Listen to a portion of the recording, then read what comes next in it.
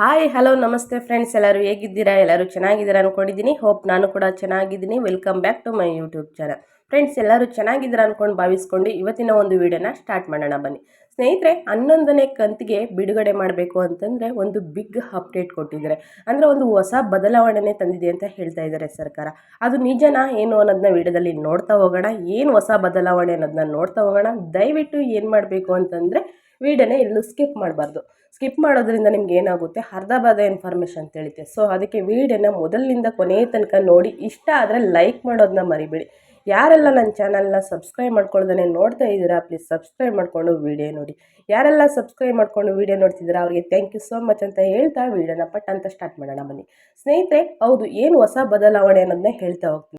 ಸಾಕಷ್ಟು ಯೋಜನೆಗಳಲ್ಲಿ ಗೃಹಲಕ್ಷ್ಮಿ ಯೋಜನೆ ಒಂದು ಹೆಸರುವಾಸಿ ಮಾಡಿದೆ ಅಂತಲೇ ಹೇಳ್ಬೋದು. ಯಾಕಂದರೆ ಸ್ನೇಹಿತರೆ, ಈ ಗೃಹಲಕ್ಷ್ಮಿಯಲ್ಲಿ ಬರುವಂಥ 2,000 ಹಣದಿಂದ ಮಹಿಳೆಯರಿಗೆ ಅಲ್ಪ ಸ್ವಲ್ಪ ಖರ್ಚಿಗೆ ಹೆಲ್ಪ್ ಆಗಿದೆ ಅಂತಲೇ ಹೇಳ್ಬೋದು. ಯಾಕಂದರೆ ಇವಾಗ ಕಾಲದಲ್ಲಿ ₹1 ಸಿಗೋದು ತುಂಬಾ ಕಷ್ಟ ಆಗಿದೆ. ಅದರಲ್ಲಿ 2,000 ಹಣ ಕೊಡ್ತಾ ಇದ್ದಾರೆ ಸರ್ಕಾರದಿಂದ ಅಂತಂದರೆ ಒಂದು ಅಷ್ಟೋ ಇಷ್ಟೋ ಹೆಲ್ಪ್ ಅಂತೂ ಹಾಗೆ ಆಗಿರುತ್ತೆ ಸ್ನೇಹಿತರೆ.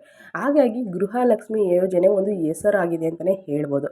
ಇನ್ನೊಂದು ಹೊಸ ಬದಲಾವಣೆ ಏನು? ಹೊಸ ಬದಲಾವಣೆ ಅಂತಂದರೆ 11ನೇ ಕಂತು ಬರಬೇಕು ಅಂದರೆ ಏನು ಹೊಸ ಬದಲಾವಣೆ ಅನ್ನೋದನ್ನ ನೀವು ಕೇಳೋದಾದರೆ ಸ್ನೇಹಿತರೆ, ಹೌದು, ಗ್ರಾಮವನ್ನು, ಮೈಸೂರನ್ನು, ಬೆಂಗಳೂರನ್ನು, ಈ ಗ್ರಾಮವನ್ಗಳು ಸೇವಾ ಕೇಂದ್ರಗಳಲ್ಲಿ ಏನಾಗಿದೆ, ಪುರುಷರು 2,000 ನಮಗೂ ಸಿಗುತ್ತೆ ಅಂದ್ಕೊಂಡು ಅಲ್ಲಿ ಇಲ್ಲಿ ವೀಡಿಯೋಸ್ಗಳನ್ನು ನೋಡಿ ಅವರು ಕ್ಯೂ ನಿಂತ್ಕೊಂಡು ಮುಗಿಬಿದ್ದಿದ್ದಾರೆ ಅಂತ ಸ್ನೇಹಿತರೆ.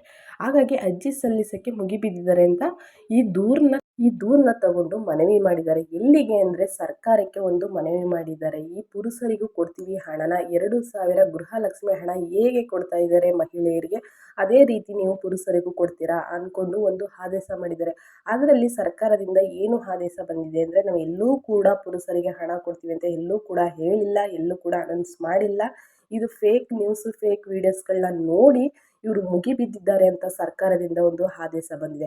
ಅದರಲ್ಲೂ ಕೂಡ 11ನೇ ಕಂತು ಬರಬೇಕು ಅಂತಂದರೆ ಪುರುಷರಿಗೂ ಜೊತೆಗೆ ಮಹಿಳೆಯರಿಗೂ ಬರುತ್ತೆ ಅಂದ್ಕೊಂಡು ಆದಷ್ಟು ವೀಡಿಯೋಸ್ಗಳಂದರೆ ಯೂಟ್ಯೂಬರ್ಸು ವೀಡಿಯೋಸ್ಗಳೆಲ್ಲ ಮಾಡಿರೋದ್ರಿಂದ ಆ ವೀಡಿಯೋಸ್ಗಳಾಗಲಿ, ಫೇಸ್ಬುಕ್ ವೀಡಿಯೋಸ್ಗಳಾಗಲಿ, ಇನ್ಸ್ಟಾಗ್ರಾಮ್ ವೀಡಿಯೋಗಳಾಗಲಿ ಅದನ್ನೆಲ್ಲ ನೋಡಿ ಜನಗಳು ಅಂತಂದರೆ ಪುರುಷರು ಅರ್ಜಿ ಹಾಕೋಕ್ಕೆ ಮುಂದಾಗಿದ್ದಾರೆ ಸ್ನೇಹಿತರೆ. ಹಾಗಾಗಿ ಸರ್ಕಾರ ಏನು ತಿಳಿಸಿರೋದು ಅಂತಂದರೆ, ನಾವು ಎಲ್ಲೂ ಕೂಡ ಪುರುಷರಿಗೆ ಹಣ ಕೊಡ್ತೀವಿ ಅಂತ ಹೇಳಿಲ್ಲ, ಇದು ಫೇಕ್ ವೀಡಿಯೋಗಳನ್ನ ನೋಡಿ ಈ ಥರ ಆಗಿದೆ ಅಂದ್ಕೊಂಡು ಒಂದು ಆದೇಶ ಮಾಡಿದ್ದಾರೆ.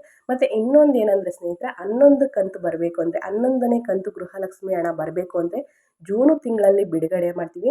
ಬಟ್ ಅದು ಮಹಿಳೆಯರಿಗೆ ಮಾತ್ರ, ಪುರುಷರಿಗಲ್ಲ.